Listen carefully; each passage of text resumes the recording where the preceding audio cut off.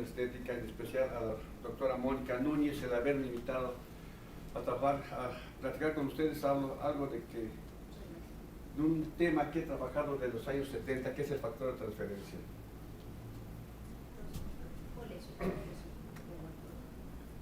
La doctora ahorita le hace favor a la doctora Carvajal de ponerse. Sí.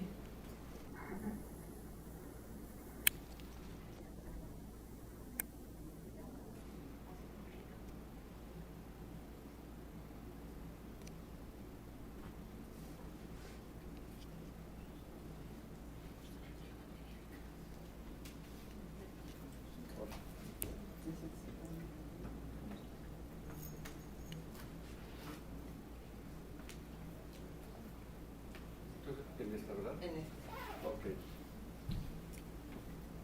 Bueno, como les comentaba, vamos a hablar sobre el factor de transferencia en la medicina estética. Para esto, yo deseo que nos ubiquemos en el contexto de la respuesta inmune. Es muy probable que muchos de ustedes se preguntan, ¿y qué tiene que ver la respuesta inmune con la medicina estética? Bueno, vamos a tratar de aclarar esa incógnita. Para ello, me deseo situar con ustedes en el contexto introducción al sistema inmune, factor de transferencia y factor de transferencia y medicina estética. Es una célula dendrítica. Bien, todos los sujetos, todos los mamíferos, cuando nacemos tenemos dos mecanismos de protección. Uno de ellos es la respuesta no específica, también conocida como resistencia no específica o resistencia natural. ¿Qué es esto? Eso es lo que nace un sujeto, simplemente la piel, de lo que tanto nos han contado. Ustedes muchos saben mucho de dermatología. La piel es un mecanismo de defensa. En una piel continua, sana, pues no hay problema. Pero si yo tuviera un rasguño aquí en mi piel y me cae una gota de un paciente VIH positivo, en verdad que con ese rasguño voy a la esquina con el carnicero y digo, córtala hasta acá, porque si no yo sé que me voy a morir. Yo trabajé mucho tiempo VIH, SIDA, en fin. Pero si me cae en mi piel continua una gota, no me preocupo, simple y sencillamente voy al chorro de agua y me lo lavo y no me va a pasar nada. Eso. Entonces, esta resistencia no específica me va a proteger contra el virus del VIH, VIH-Sida, me va hepatitis A, hepatitis B, polio, etc. Bacterias, por supuesto, que no pasan la piel. Entonces, es un potente mecanismo de resistencia no específica. Quiero recalcar esto de resistencia no específica porque me protege contra uno o contra otro o contra otro. No es específico. Eso es lo más importante. Aquí está un daño. Algo muy importante. Ya yendo a la parte subcutánea, vamos a encontrar células que participan en la resistencia no específica, como serían los monocitos, los macrófagos, los polimorfos nucleares. Pero también ya en esta zona vamos a encontrar células que sí participan y van a arrancar la respuesta inmune, como son muy importantes las células dendríticas. Estas células son muy importantes porque son el puente entre la resistencia no específica y la resistencia sí específica. Vamos a hablar, por ejemplo, de los monocitos macrófagos. ¿Qué ocurre?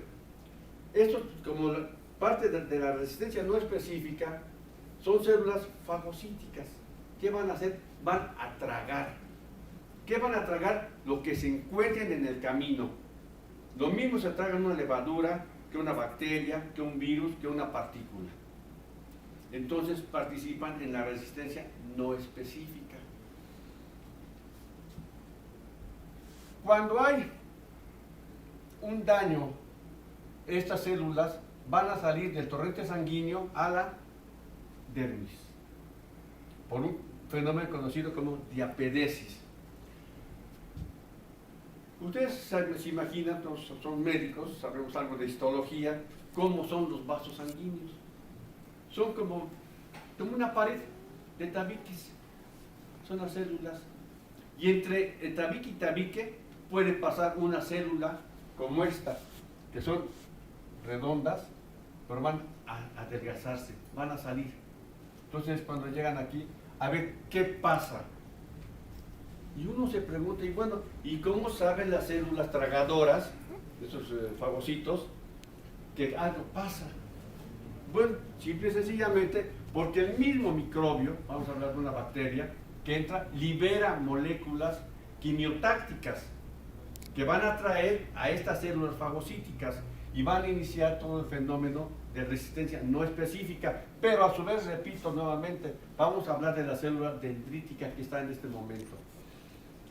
Es muy importante, de una buena vez voy a abordar la importancia de las células dendríticas.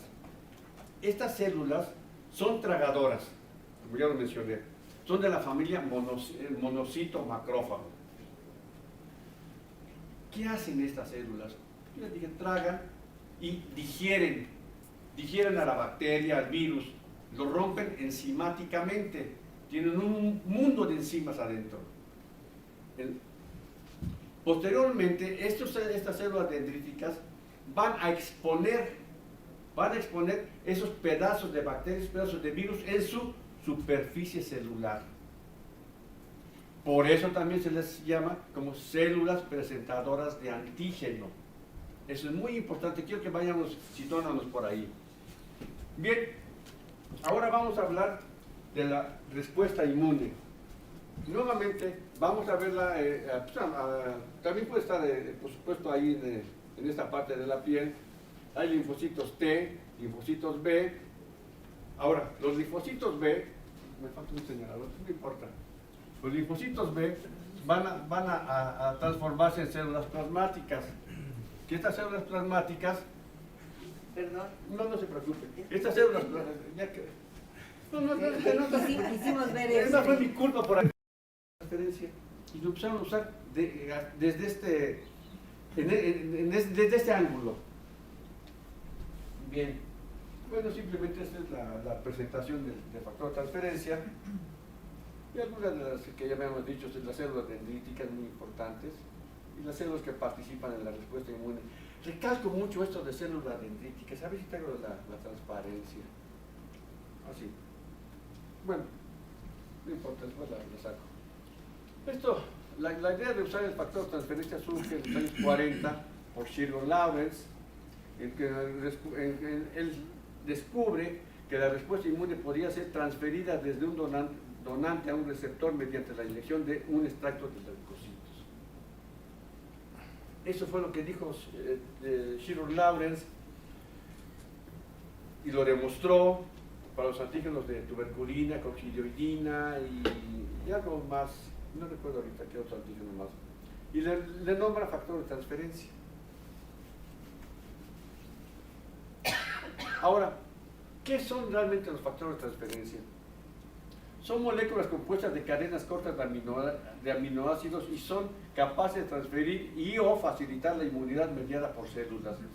Yo me inclino más por facilitar.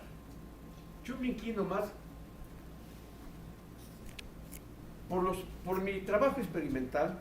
He demostrado que es más eficiente, que es más fácil demostrar que el factor de transferencia va a activar células de una manera inespecífica. Los experimentos que tienen otros autores, muchos, y los míos propios, siempre en el fondo me han dejado una cierta duda sobre la transferencia de la respuesta inmune.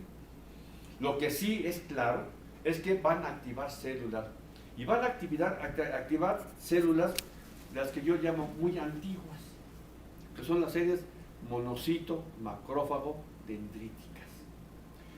Como ya mencioné hace rato, estas células son el puente entre la respuesta no específica y la respuesta sí específica. Esa es la gran virtud del factor de transferencia.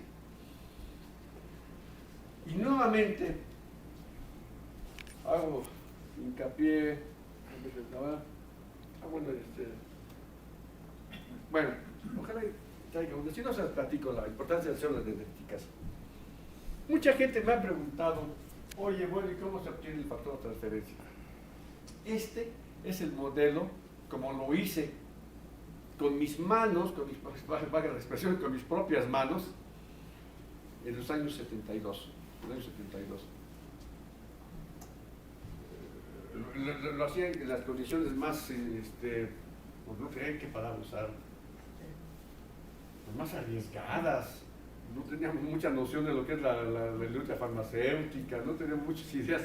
Éramos químicos, pero no farmacéuticos. Bien, ahí mismo en mi laboratorio sangraba alguien con una bolsa de 500, centrifugaba, me acuerdo mi centrífuga una internacional modelo PR2, separaba entre la bolsa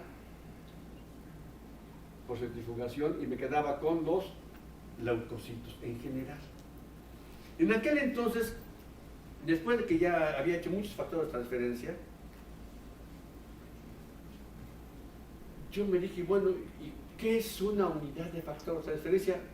Pues al principio me preguntaban, pues mira, en aquel entonces lo hacía en 3 frasquitos, era una unidad. Pues mira, es una unidad, son 3 frasquitos. Pero, pues eso decía.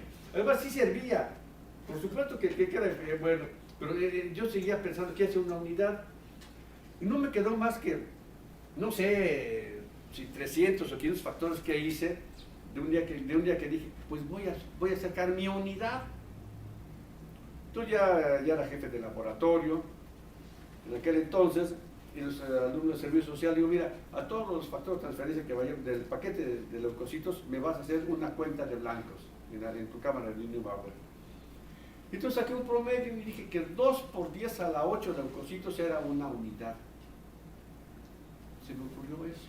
Y nadie me contradijo en muchos años, nadie, hasta recientemente yo mismo me podía contradecir. Además de todo eso es una unidad, de veras es una unidad. Hace poco, 2 o 3 años, inquieto por esta cuestión, porque ahora yo trabajo para la industria farmacéutica, inquieto por todo lo que es una unidad. No sé si ustedes se han preguntado, por ejemplo, de cómo surge una unidad en medicina. Quien describe un fenómeno, un medicamento, llega el momento que dice, esta es mi unidad. Por ejemplo, decían que la cantidad necesaria de insulina para bajar una cantidad de glucosa determinada en conejos era una unidad. ¿Y sabe cómo le pusieron? Una unidad conejo. Y está reportado así en los anales de la historia de la medicina, una unidad conejo. Entonces digo, bueno, quien llega primero lo bautiza. Y haga lo que quiera. Entonces yo dije, pues, mis 2 por 10 a la 8 leucos es mi unidad. Y nadie me dijo nada por años, por muchos. Bueno, entonces me quedé aquí. Entonces, ¿qué hago? A esos leucocitos que los tengo ya en frasquitos, en matraces, los meto a 37 grados centígrados, los saco y los meto a un baño de alcohol, hielo seco y acetona. De esa manera los bajo, pero así, ¡pum! A menos 50 grados, por lo menos. Entonces me lo llevo de 37 a menos 50, 10 minutos aquí, 10 minutos acá y 10 veces lo hago. Los rompo, los liso y los meto a dializar, a una bolsa de diálisis. La diálisis no es otra cosa, sino cuando uno le ofrecen un café y le dan una bolsita. Y entonces meten la bolsita al agua y esa es una diálisis. Es decir, sale única y exclusivamente lo que puede entrar y salir. No salen las hierbitas ni los tronquitos que llevan el té. Esa es una diálisis. Así hice yo. Es una diálisis, pero por supuesto no tuvo de diálisis comprado para laboratorio, de 12 kilodaltons, en fin. Entonces metí ahí mi masacote de leucocitos rotos, los anudaba, los metía a dializar contra agua inyectable. Y lo que salía, lo metía a un proceso que se llama liofilización. Posteriormente, pues ya en aquel entonces, aquí acababa mi proceso. Lo metía en un frasquito, los guardaba innecesariamente, por cierto, a menos 70 grados, porque era un producto muy delicado. Pero así fue. Hice que me compraran un congelador, un Repto de menos 70 grados, especial para mí. Pero bueno, ahora por supuesto seguimos esto, pero ya en grande, en lugares adecuados. Estamos trabajando un hemoderivado y además es inyectable. Y por supuesto ahora ya viene la lifilización en grandes máquinas, no como esta, en grandes lifilizadoras, y los sometemos a control de calidad, se almacena y se distribuye. Ya habíamos dicho que es un conjunto de moléculas en un peso menor de 12.000 de peso molecular.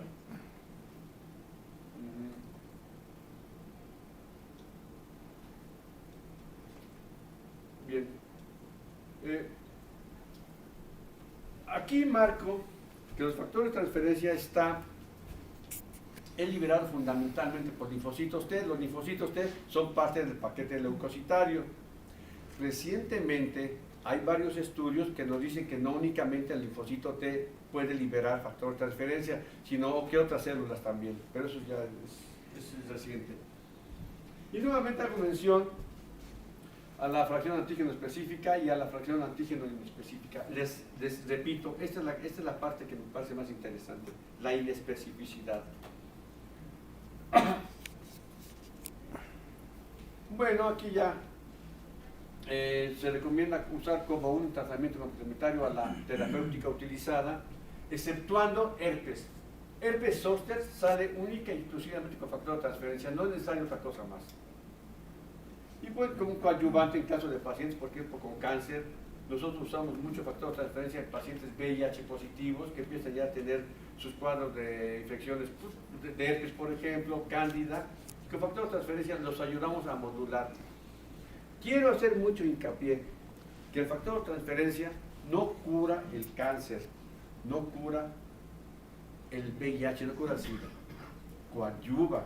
Tenemos resultados muy importantes y documentados de que su uso es benéfico, pero no lo cura, ¿eh? Por si alguno de ustedes les llega a decir, oye, que el factor de transferencia cura el cáncer, eso no es cierto. Desafortunadamente el factor de transferencia ha caído en manos de charlatanes y esos han echado a perder todo el escenario. Vía de administración intramuscular.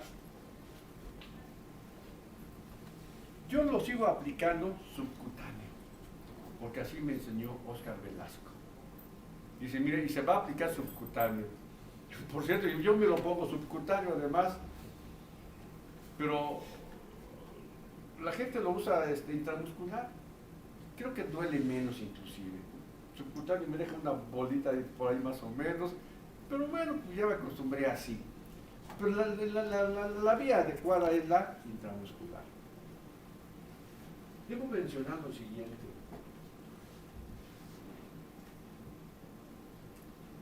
Eso también fue una aportación de mi grupo de trabajo de los años 80, cuando ya empezábamos a ver niños que nacían inmunodeficientes. De por sí uno nace inmunodeficiente, pero rápidamente adquiere respuesta inmune adecuada, ¿no? Pero hay niños que no madura su sistema inmune. No voy a mostrar el por qué no madura, sino simplemente les empezamos a dar factor de transferencia y les dolía, y los niños pues no saben decir groserías, pero pues yo creo que las pensaban. Entonces, ¿qué pasó? El razonamiento fue el siguiente. Bueno, las mucosas sublingual, rectal, son muy absorbentes. ¿Qué pasa si les ponemos el factor de transferencia de una manera que lo mantengan en su boquita al niño? A un niño de meses no le ponemos y dijo, pues tiene su nombre técnico, los buches, no me acuerdo cómo se llama. Colutorios. ¿Cómo? Colutorios. Colutorios, como dijo la doctora. Entonces, no, pues hay colutorios, niño, pues no vamos a ver cómo. Se los dábamos ahí, pues manténgase lo más que se pueda, señora. Y también que también pasa, se absorbe, se incorpora. Por supuesto, no es recomendable aplicarlo en sujetos trasplantados, porque si en un sujeto trasplantado lo que queremos es inhibir la respuesta inmune para evitar el rechazo, pues no le voy a dar factor de transferencia que va a incrementar su respuesta inmune. Eso es importante. Porque además de todo, ustedes dirán, ¿y yo qué con eso? Pero un trasplantado, como le reprime su sistema inmune, es muy frecuente que haga su cándida o su herpes. Entonces los trasplantólogos acuden, iban conmigo, oye, dame factor. Digo, mira, no te lo sugiero. Entonces, ¿qué hago? Entonces es una cosa muy difícil. Que ustedes como gente que sabe medicina, lo han sufrido y gozado a la vez. ¿Qué hago? Entonces, si no le doy factor, se me muere. No del rechazo, sino del herpes o de la cándida. Y si le doy el factor, me la juego. Puede que lo salve. Entonces entra una posibilidad. Mira, es tu criterio, es tu responsabilidad médica. Yo ya te dije.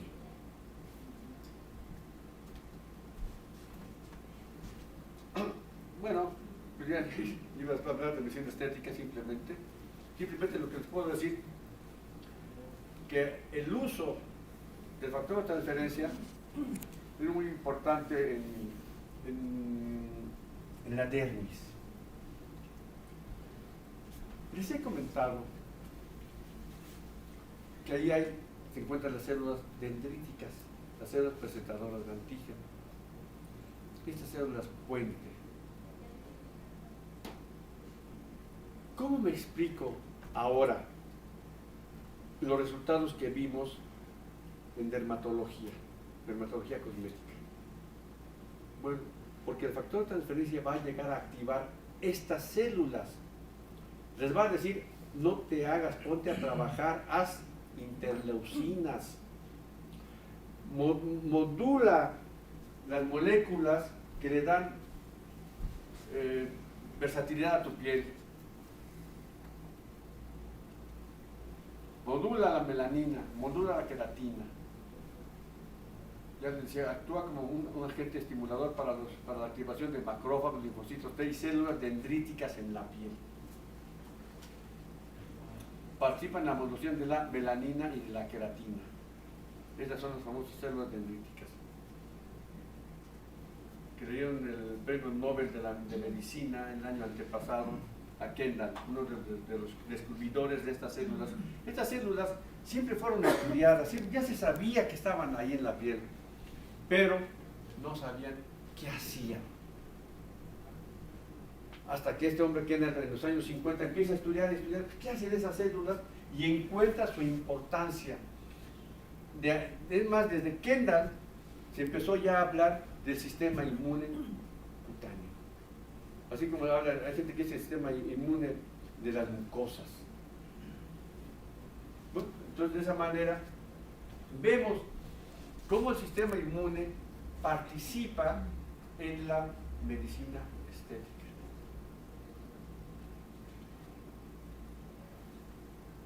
Nuevamente, las células dendríticas y todo lo que saben hacer estas células. El queratocito, las interleucinas, todo esto ocurre en la piel. Ocurre de una manera normal, aunque llega el momento, por supuesto, que empieza a declinar su actividad como todo. Entonces, cuando el factor de transferencia empieza a actuar.